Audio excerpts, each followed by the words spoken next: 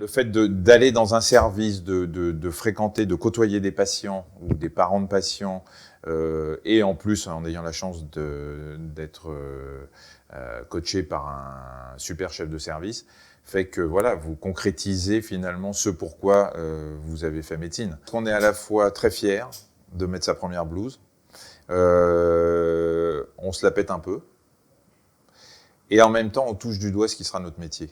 Vous êtes dans la réalité, vous êtes dans le concret, et moi ça m'a reboosté. C'est-à-dire que à la fin de la deuxième année, vous en avez un peu marre d'avoir le nez dans les bouquins. Et quand vous commencez à aller à l'hôpital, là, vous dites « Ah ben, c'est pour ça que je fais ce métier ». Et ça vous redonne envie de travailler, de bosser en tout cas vos bouquins.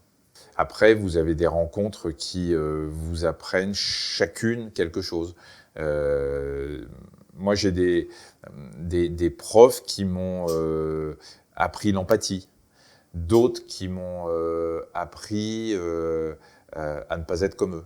Et je pense que le médecin que je suis aujourd'hui, ben, il a pris un petit peu de chacun. Je ne dis pas que je suis bon, je ne dis pas que je suis empathique, je ne dis pas que je suis le meilleur médecin du monde, mais je crois que si j'ai réussi à établir un contact avec mes patients qui semble leur plaire, en tout cas qui paraît être assez bon pour eux, c'est que comme une éponge, j'ai pris ce qu'il y avait de bien chez ceux que j'ai croisés. Il y a une chose qui est importante quand à la fois on fait des études et en même temps on va sur le terrain, parce qu'on commence toujours très bas, et qu'il faut aussi que le contact avec la réalité, avec le concret, fasse que même si nos études nous permettent d'aller très haut socialement, on est côtoyé à un moment donné durant ces études, et dans la réalité, on est côtoyé des gens qui n'ont pas eu la chance d'aller aussi haut que vous, mais que vous respecterez mieux si vous les avez côtoyés. Je crois qu'il n'y a pas de compétence si on ne met pas en pratique ce qu'on a appris. Donc on a beau réciter par cœur ses cours de la fac et connaître tous les symptômes d'un patient, ça ne se présente jamais comme ça. Et quand un malade vient vous voir, il ne vient pas vous voir avec le nom de la maladie sur le front. Il vient vous voir avec un symptôme. Et donc, tout ce que vous avez appris à la fac, en théorie, il va falloir l'appliquer, mais à l'envers. Donc, il va falloir commencer par quelque chose qui se trouve à l'intérieur du cours et qui est un symptôme qui peut vous mettre sur la voie d'une maladie ou d'un diagnostic. Donc, il y a une complémentarité parfaite en médecine entre ce que vous apprenez et ce que vous appliquez face aux patients. Si vous ne le faites pas et que vous faites médecine uniquement dans les bouquins, vous serez un mauvais médecin. Vous aurez des idées, mais vous ne saurez jamais faire un diagnostic. Vous ne saurez jamais examiner un malade. Et puis, on apprend l'humilité aussi. On apprend beaucoup d'humilité parce qu'on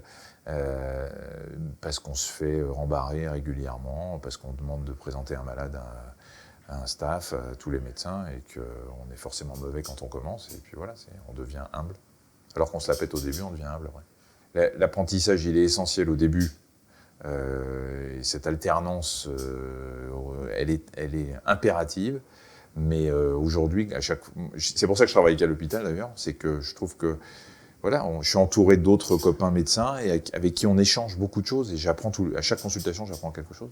Si apprendre bien son métier est une voie d'excellence, oui, puisque l'alternance est indispensable pour l'apprentissage de mon métier, en tout cas en tant que médecin, et je pense que le contact, encore une fois, avec le concret, la réalité du monde du travail est indispensable, et je pense, moi je connais le domaine de la médecine, mais je pense que c'est indispensable pour tous les métiers. Michel Simès et Stephen, merci. Je vous en prie.